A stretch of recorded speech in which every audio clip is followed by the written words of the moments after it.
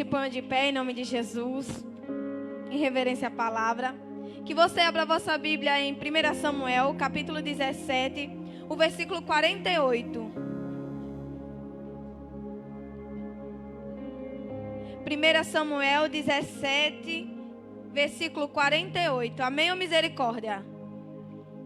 Que diz: sucedeu que, dispondo-se os filisteus a encontrar-se com Davi, este se apressou e, deixando as suas fileiras, correu ao encontro ao filisteu.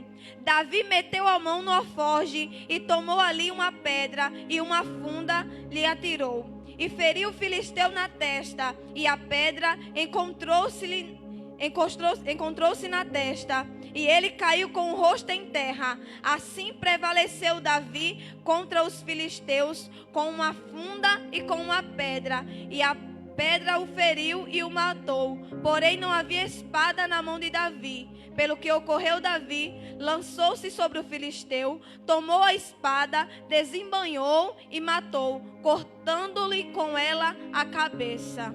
Amém? Mais ou menos eu vou fazer um resumo. Você pode sentar em nome de Jesus. Vou fazer um resumo daquilo que Rivaldo falou. Esse capítulo 17 é um capítulo muito importante para Davi. Porque, como vocês ouviram, é o início do ministério de Davi. Davi, aqui no capítulo 17, está iniciando o seu ministério como rei. Ele está tendo o destaque de um rei, porque até então havia apenas promessas sobre a vida de Davi. E para Israel também é um momento muito importante. Por quê? Israel está vivendo o seu primeiro modelo de monarquia. Pela primeira vez, um homem se assenta ao trono, Saul. Porque até então era Deus que comandava o povo. Até então era Deus que era a bandeira do povo, através dos profetas, através dos juízes. Mas era Deus que comandava. Deus falou para Israel: Israel, eu serei o seu povo. Eu lhe darei vitória. Eu governarei vocês. Eu conduzirei vocês conforme o meu desejo, segundo os meus estatutos. Mas se Israel começa a olhar ao redor, começa a prestar atenção nos outros povos, então começa a observar que todo mundo tinha um rei. Então Israel começa a clamar: Deus, nós queremos um rei. Porque a gente quer um rei, todo mundo tem um rei, então nós também queremos. Embora Deus tivesse estabelecido a diferença para Israel, mas Israel insistia em querer um rei. A insistência foi tanto que Deus concede, e o povo escolhe Saul como rei. Saul é levantado. Até então o seu governo vai bem, até que Saul peca perante o Senhor. Mas Saul faz um pecado tão grande, assim como vocês entenderam, assim como o Rivaldo ministrou grandemente aqui nesta noite. Saul peca e Deus o rejeita de uma maneira tão grande, mas tão grande: eu não quero mais Saul. Samuel, até quando você vai ter misericórdia de Saul? Até quando você vai continuar tendo pena de Saul, se eu já o rejeitei? Eu o rejeitei, Samuel. Para de ter pena de Saul. Vai para a casa de Jessé, porque lá eu já provi um rei para mim. E Saul vai. Só que como é o primeiro modelo de monarquia que ele tem é Saul. Saul foi o primeiro rei de Israel. Então Samuel está em mente que Deus vai repetir padrão. Samuel está pensando que Deus vai repetir o padrão. E qual o padrão? Quando a Bíblia vem falar de Saul, ela fala que Saul se destacava dos ombros para cima. Saul era alto, Saul era bonito, Saul tinha habilidade, Saul era guerreiro. Então Samuel está com essa mentalidade, pensando que Deus mais uma vez vai repetir o padrão.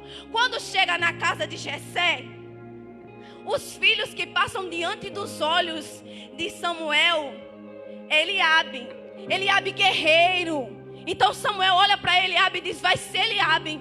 Com certeza o novo rei vai ser Eliabe. Eliabe tem jeito de guerra, parece com o modelo que está no palácio, então vai ser ele. Aí Deus diz: não é ele, Samuel. Vem o segundo filho, guerreiro também. Vai ser esse daí, não é Samuel. Lá vem Samar. Com certeza será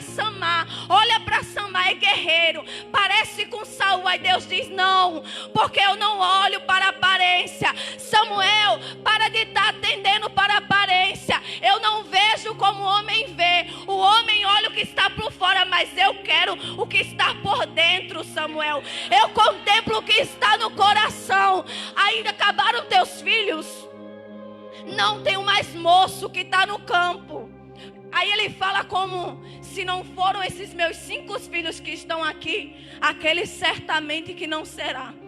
Mas manda chamar. Aí chega Davi. Nada a ver com o que estava no palácio. Nada a ver com o padrão. Aí quando chega Davi, Deus diz: é esse. É esse Samuel que eu quero. Mas Senhor, e o padrão? Eu não estou nem aí para padrão, Samuel. Eu quero é coração sincero, coração aquebrantado, coração verdadeiro diante de mim. É isso que eu quero. Davi é ungido a rei. Ungido a rei. E a gente pensa o quê? Foi ungido a rei. Deus escolheu Davi. A gente imagina que no outro dia Davi está coberto de ouro, que Davi acorda num palácio, cercado de gente, o servindo, o adorando, o exaltando, o novo rei de Israel.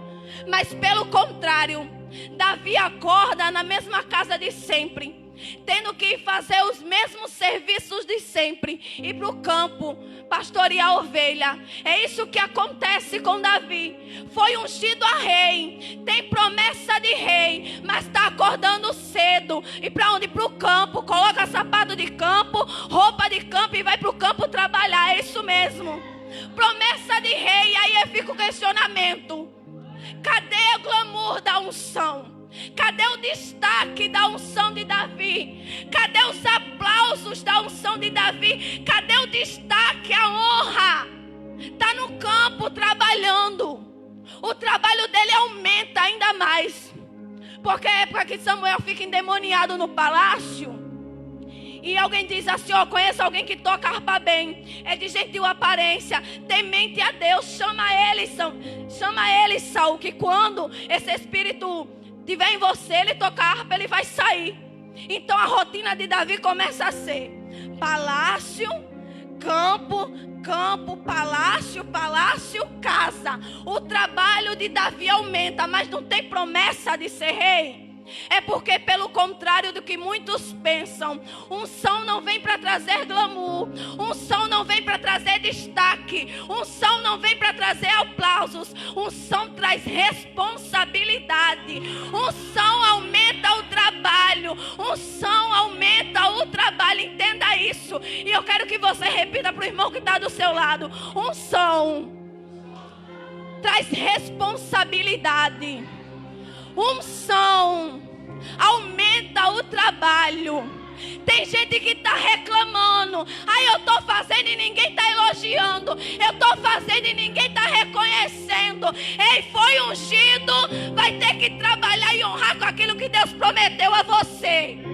Se foi ungido, vai ter que cumprir aquilo que Deus colocou nas tuas mãos com maestria. Não precisa de destaque humano, não precisa de aplausos humanos, não precisa de honra humana, porque tem um Deus do céu que tudo vê, tem um Deus do céu que tudo sabe, tem um Deus do céu que tudo contempla. Davi está trabalhando. A rotina de Davi é trabalho, trabalho, trabalho e mais trabalho. Mas Davi em momento nenhum reclama, até que Deus prepara um ambiente perfeito para destacar Davi perante todo mundo. Porque o nosso Deus é assim. Você pode estar falando: Deus, eu estou fazendo e ninguém está vendo. Jesus, quanto mais eu trabalho, ninguém reconhece. Deus, quanto mais eu faço, não tem nenhum para me elogiar. Mas Deus está dizendo esta noite: eu estou vendo. Pode ser que ninguém veja, mas eu vejo. Possa ser que ninguém esteja elogiando, mas eu estou te observando. Eu vejo todas as vezes que você chega neste lugar cansada. Eu vejo todas as vezes que você chega esgotada, sem força, mas mesmo assim resolveu estar na minha casa. Eu vejo o tamanho da dor que você tem enfrentado, mas mesmo assim escolheu passar com Deus. É isso que Ele está vendo. E não se preocupa, Ele conhece a tua história, Ele conhece as tuas renúncias, Ele conhece cada lágrima tua, e o teu momento certo Ele vai chegar. Ele me trouxe aqui para te dizer: eu sei, e eu conheço cada semente que você tem plantado no meu reino. Cada semente que você tem depositado no meu reino, eu estou vendo. É só esperar o momento certo. E o momento certo chega para Davi. Davi está trabalhando. Então o exército filisteu se coloca em guerra contra o exército de Israel. Aqui está o exército de Israel, aí está o exército filisteu. Quando eles estão prontos para guerrear, quem sai do meio dele? Golias. Repita para o irmão que está do seu lado: Golias. Porque Israel era muito bom como povo. Israel como povo em geral, como nação, era muito boa. Israel como nação lutava. Israel como povo vencia. Israel como povo foi liberta. Mas aí vem Golias e lança uma proposta: um homem por um homem. Dai-me um homem do exército de Israel. Não precisamos pelejar, não precisa ter guerra sangrenta. É um homem por um homem. Me dá um homem, se ele me vencer, nós nos rendemos a você. Agora, porém, se eu vencer, vocês serão nosso escravo. Golias lança essa proposta, e o exército de Israel nessa hora treme. Ficam estagnados, paralisados por 40 dias. 40 dias, Golias vinha 2 vezes ao dia desafiar o exército de Israel. E eles nada faziam. Estavam aterrorizados, com medo. E parece a gente. Porque uma coisa é a gente aqui na igreja. Aqui na igreja, como povo, a gente vence. Como povo, a gente não tem medo de nada. Como povo, a gente enfrenta demônio, a gente libera a cura, a gente repreende tudo o que acontecer. Mas outra coisa é quando a gente sai daqui e chega em casa e o demônio começa a nos enfrentar face a face. Começa a nos chamar pelo embate particular. É só você e ele. Aí a situação muda, porque era isso que estava acontecendo. Os filisteus sabiam que como povo não podiam vencer o exército de Israel. Então eles atacam no individual. É um duelo. Era normal na época, mas não era normal para Israel. Então começa o embate. Há 40 dias o povo tremendo de medo, morrendo de medo, o exército de Israel, e Golias enfrentando. E é do mesmo jeito na nossa vida, parece com a gente. Porque está em casa, não está sentindo presença do inimigo nenhuma, mas também não está sentindo a presença de Deus. Não está conseguindo ver nada de sobrenatural. Não está vendo demônio nenhum, mas também não está vendo nenhuma revelação do Senhor. Entenda uma coisa: crente que não vê nada, crente que não sente nada, crente que não escuta nada, tem algo errado nisso. Começa a repreender esse demônio na tua vida. Começa a repreender essa frieza na tua vida. O demônio que tem estagnado a tua vida espiritual, tem dado enfraquecimento, tem parado, deixado você estagnado igual o exército de Israel, paralisado, sem sentir nada, sem poder se mover. É hora de você romper. Deus trouxe você aqui esta noite para você romper. Dar um basta nessa situação. Dizer chega. Porque enquanto Golias está lá falando, lá vem Golias, como todos os dias ele fazia. Lá vem Golias enfrentar o exército inimigo. Lá vem Golias mais uma vez, está chamando Israel para a luta. Israel está lá morrendo de medo. Um monte de homem, um exército inteiro morrendo de medo. Mas acontece algo diferente. Davi ouve. Golias vem Dai-me um homem. Aí Davi para e dessa vez escuta. Olhe para o irmão que está do seu lado e fala: Davi ouviu.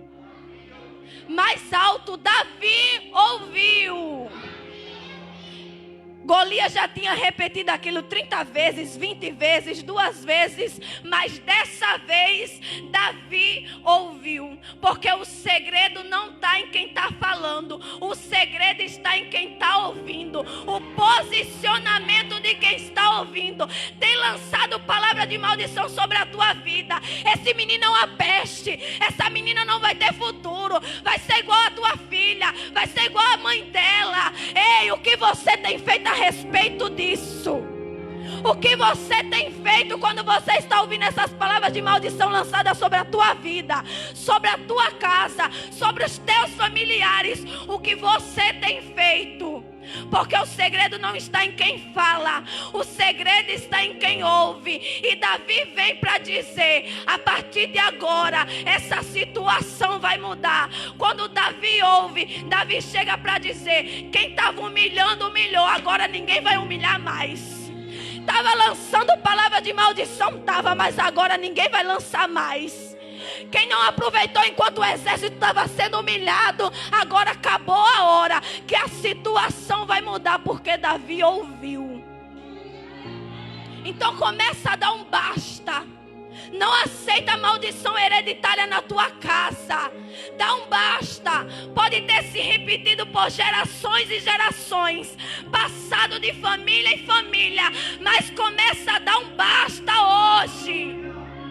Temos que começar a usar da autoridade que Deus nos deu e dar um basta.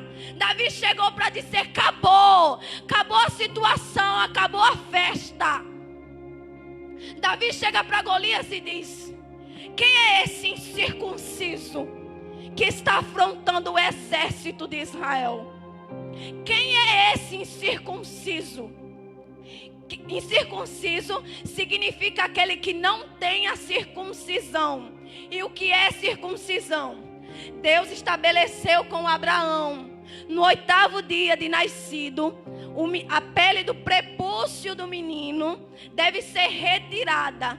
Isso era um pacto que os judeus faziam com Deus.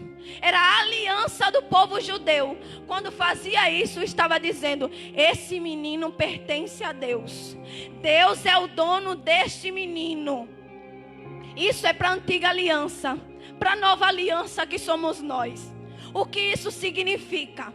A início, até pensaram que nós gentios deveríamos primeiro nos posicionar, nos converter ao judaísmo, para depois nos tornarmos cristãos. Aí vem Paulo com uma definição maravilhosa e nos diz. Aí vem Paulo falando a respeito da circuncisão e diz: qual o valor de circuncidar a carne se o coração não está circuncidado? Porque não adianta nada ter um pacto na carne se o coração não está circuncidado. Não adianta ser algo por fora e não ser o que é por dentro. Porque não adianta ter aparência de quem é, ter aparência de quem sabe, ter o pacto de quem sabe, mas por dentro mentir, roubar, prostituir, enganar, não adianta de nada. Paulo chegou para dizer isso. Antes de circuncidar a carne, vocês precisam mudar o coração. Antes de querer estar mudando por fora, vocês precisam primeiro mudar o que está lá dentro. Porque o exército de Israel estava lá atrás, tudo vestido como quem sabe, fardado como quem sabe, falando como quem sabe, mas estavam tremendo e morrendo de medo. Teve que se levantar Davi, que não tem nada a ver com o padrão. Teve que se levantar Davi, que não tem jeito de quem vai ganhar a guerra, para ter que vencer essa batalha. Porque um monte de gente que está falando que sabe, na verdade não conhece nada. E essa história de que Davi venceu Golias, Davi enfrenta Golias, parece muito bonita quando a gente ouve. Nossa, é normal. É normal até a gente perceber que em momento nenhum tem na Bíblia escrito: Deus mandou Davi lutar com Golias. Não houve nenhum fogo, não houve nenhuma revelação, não desceu nenhum anjo mandando Davi lutar com Golias. E a pergunta que fica é: se não foi Deus que mandou, como é que ele tem coragem de ir? É porque Davi sabia que ele tinha promessa. Davi sabia que ele tinha o pacto da aliança. E a palavra liberada para quem tem promessa é: ninguém resistirá a vocês. Aonde colocarem a planta do teu pé, bendito será. Bendito será a tua entrada, bendito será a tua saída, bendito serão os frutos do teu ventre, bendito serão os teus animais. E Davi sabia dessa promessa. Ele estava tomando posse daquilo que já foi liberado. Davi estava tomando posse daquilo que já foi liberado. E aquilo que já foi liberado, Deus não precisa mandar a gente tomar posse, porque já é nosso. Basta conhecer, basta começar a entender. A promessa estava lançada, Davi apenas tomou posse. Começou a crer no Deus que ele servia. Porque quando Deus criou o homem, ele deu a chave do domínio. Ele disse: Adão, é sua, domine. Mas o que o homem faz? Peca. E quando o homem peca, ele pega a chave do domínio e dá na mão de Satanás e diz assim: é sua. Nós pecamos, quem domina agora é você. Nós caímos, mas Deus, na cruz do Calvário, Jesus pega a chave do domínio que o homem deu na mão do Satanás e dá à igreja. É sua, está na sua mão. A igreja não pede, a igreja manda.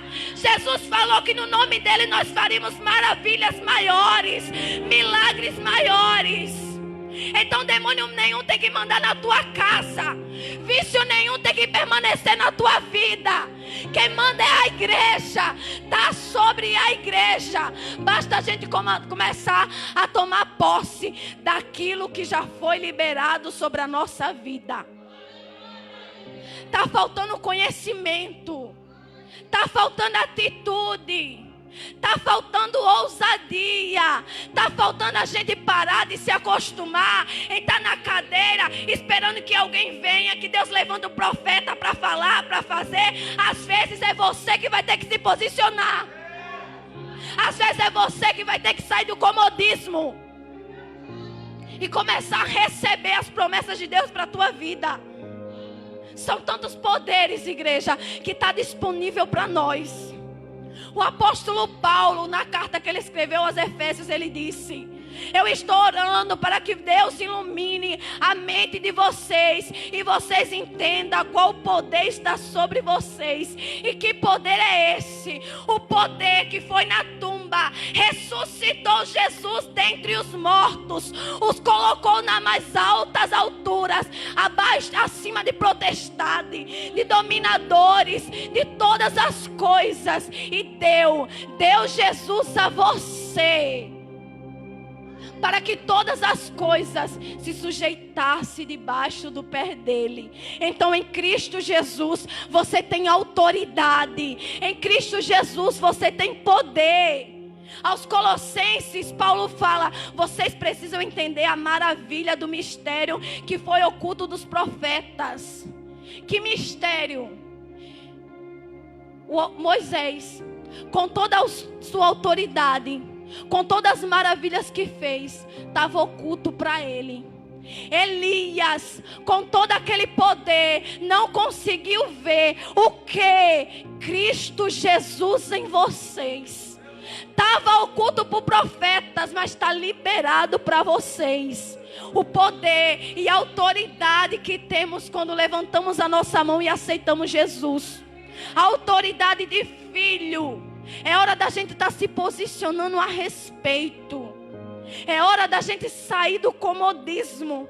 Porque a gente se veste como quem sabe, fala como quem sabe, frequenta culto de quem sabe, mas na verdade não fazemos noção do tamanho de poder que está liberado sobre a igreja. É por isso que entra evento e sai evento, entra campanha e sai campanha, e continua do mesmo jeito, na mesma situação, nada muda, tudo permanece. É porque não crê de verdade. É porque está vestido apenas como quem sabe, mas na verdade é um sepulcro caiado. É bonito por fora, mas é podre por dentro. E é hora de mudar. É hora disso mudar. E Davi vem para dar um basta. Davi vem para encerrar. Dizer: aqui você não vem. Aqui você não luta, Golias. Aqui você não tem vez. Eu tenho promessa. Eu vou lutar contra Golias. Ninguém vai não, eu vou. Como é, Davi? Você vai, eu vou. Aí levam ele até Saul. Quando chega até Saul, o que acontece? Chegou até Saul. Aí Saul diz assim: vem cá, menino. É você que vai lutar contra aquele gigante. Golias luta desde a sua mocidade. O tempo que você tem de vida, Golias tem de guerra. Aí sabe o que Davi fala? É que eu também tenho algo para te contar, Saul. Eu pastoreio as ovelhas de meu pai. E lá, de vez em quando, já apareceu o urso. Já apareceu o leão. E você acredita que eu matei o urso e estragalhei o leão todinho? Davi estava dizendo: Saul, eu tenho uma história que você não conhece. E o Deus que me livrou da mão do urso e do leão também vai me livrar da mão desse filisteu. Estão tentando julgar a tua vida pelos que vê. Estão tentando criticar a tua história pelo que apenas está vendo a tua aparência. Te vem aqui no culto e estão pensando que é isso tudo, a tua vida se resume a isso, mas que esquecem que você tem uma história com Deus no secreto. Se esquecem que você tem um compromisso, que você tem testemunho, que você tem história por trás de tudo isso. Estão tentando te julgar, mas esqueceram das vezes em que você teve que colocar sua tristeza num bolso e tá aqui sorrindo para todo mundo. É muito fácil. É muito fácil eu estar me levantando e criticar um irmão só por 5 minutos que eu conversei com ela. O bom é conhecer a história. Cada um de nós temos uma história que o outro não conhece. Então, lá vem Saul se levantar por isso. Lá vem Saul querer atrapalhar, mas ele vê que não tem jeito. Davi diz: não, eu tenho uma história. Então, o que Saul faz? Então tá, você quer ir, vai. Pega, tira a armadura, coloca em Davi. Pega a espada, coloca em Davi. Pega capacete e coloca em Davi. E Davi tá com a armadura de Saul. Tinha a promessa de ser rei. E agora estava vestido com a armadura do rei. Que incrível isso. Que lindo isso. Mas o que acontece? Quando Davi vai andar, ele fica desequilibrado. Davi começa a perceber que ele não está conseguindo andar com a armadura de Saul. Porque é exatamente isso. Quando eu começo a querer ser aquilo que eu não sou, a fingir ser o que eu não sou, eu fico desequilibrado. E é tanta gente na igreja desequilibrado. É tanta gente com 2 capas. É tanta gente desequilibrada e não entende. É 2 máscaras. É 2 comportamentos. É um aqui e um lá fora. E não esquecem que a ordem que Deus dá é uma capa só. É a capa que você está usando aqui dentro na igreja, é para estar usando lá fora. A capa que você está aqui é para você estar na escola. Do mesmo jeito que você está aqui, é para você ser na sua casa. É de um jeito só, é de uma forma só. Começa a entender isso. Porque tá, e Davi diz assim, não, desequilibrado eu não vou ficar. Porque quando a gente começa a ter dois comportamentos, a querer ser duas pessoas, a estar vestindo duas capas, a estar colocando duas máscaras, ter uma para cá e uma para casa. Eu me comporto de um jeito aqui e de um jeito na escola. Isso cansa. Fica cansado. Está na hora de se rasgar e ser uma pessoa só. Porque Deus aceita os teus defeitos e molda você como você é, como você fica. Agora está fingindo ser quem você não é que não dá para ficar. Então Davi vê que a situação não está dando mais. Não dá para eu permanecer com essa armadura. Se eu for com ela, eu perco. Aí Davi vai e tira a armadura. Não é Deus que manda. Não tem fogo nenhum descendo do céu mandando Davi tirar a armadura. Porque a escolha de viver na verdade parte de mim. A escolha de mudar começa comigo. Não precisa ninguém revelar. É eu que tenho que tomar vergonha na cara e mudar de verdade. Se eu sei que eu estou sendo duas pessoas, se eu sei o que eu estou fazendo não agrada a Deus, então não precisa que ninguém revele. Basta eu mesmo querer viver na verdade e mudar. Falar com Deus e dizer, eu vou tirar, eu vou mudar, Jesus. A partir de agora eu vou ser um só. Davi tira a armadura, pega o seu cajado, a sua funda e a sua pedrinha. Isso tem cara de quem vai ganhar guerra? Não. Não tem garra e não tem padrão de homem, mas é o padrão de Deus. Mas é como Deus vai usar, do jeitinho que Ele é. É dessa maneira que Ele vai ganhar a guerra. E se Davi fosse como nós, como a igreja atual, aí Davi vai, pega o seu cajado, todas as suas coisas e vai até Golias. A Bíblia diz que ele se apressa. Aí quando chega até Golias com um cajado, Golias diz, quem tu pensa que eu sou? Tu pensa que eu sou um cachorro para vir por mim com um pedaço de pau? Aí se fosse igual a nós, a gente dizia assim, não vou mais lutar, Jesus. Golias está dizendo que meu cajado é um pedaço de pau, eu não vou mais. Porque a gente age dessa maneira. Deus fala uma coisa com a gente está convicto, aí basta se levantar para a gente dizer, eu não faço mais. Estão criticando Jesus, estão falando, estão dizendo que eu não tenho propósito, não estão acreditando no meu chamado. Ei, quem tem que acreditar no seu chamado é você, não é eu não. Você não tem convicção de que foi Deus que te chamou, de que foi Deus que mandou você fazer, então continua firme. Para de estar fazendo com que as palavras de outras pessoas acabem com aquilo que Deus estabeleceu para a tua vida. Não dê ouvidos à opinião de ninguém. Fica centrada no teu caminho, no teu propósito. Estão falando, deixa falar. Sabe por quê? Davi estava lá, Golias zombando. Sou cachorro por acaso para tu vir comigo um pedaço de pau? E o exército estava atrás, vai morrer. Coitado. Vamos ver até quando vai durar. Mas Davi está lá firme. E sabe como Golias volta? Com a cabeça. Sabe como Davi volta? Com a cabeça de Golias para mostrar a todo mundo, eu venci. Estavam dizendo que não era de Deus. Estava dizendo que ia morrer na primeira hora que chegasse lá, ia morrer. Aí Davi volta com a cabeça de Golias dizendo, eu venci. Porque eu não preciso me justificar para ninguém. Quem me justifica é Deus. Se foi Deus que me chamou, eu vou continuar fazendo. Estão falando, mas vai chegar uma hora que vai ter que abrir a boca e dizer, e não é que era de Deus mesmo? É isso que Jesus faz. Porque a mesma multidão que estava dizendo vai morrer, agora estava dizendo, eu sempre acreditei no chamado dele. Eu sempre acreditei que ele iria vencer. E é isso que Deus faz. Mas basta a gente estar posicionado. A mensagem de hoje foi o segredo para você conseguir a sua vitória. É se posicionar. É se posicionar e esperar o tempo. Porque Davi passou pelo tempo do trabalho. Davi passou pelo tempo da humilhação.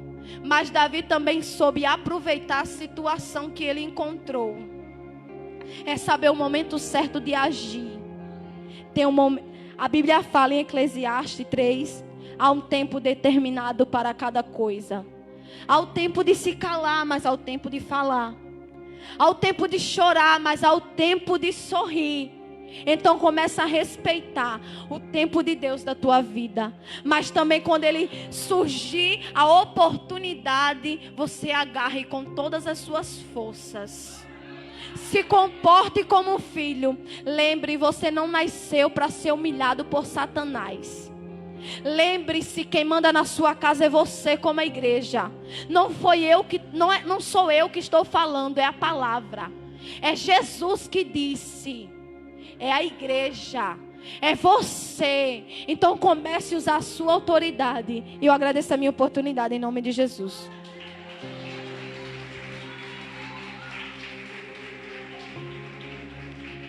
Tem alguém nessa noite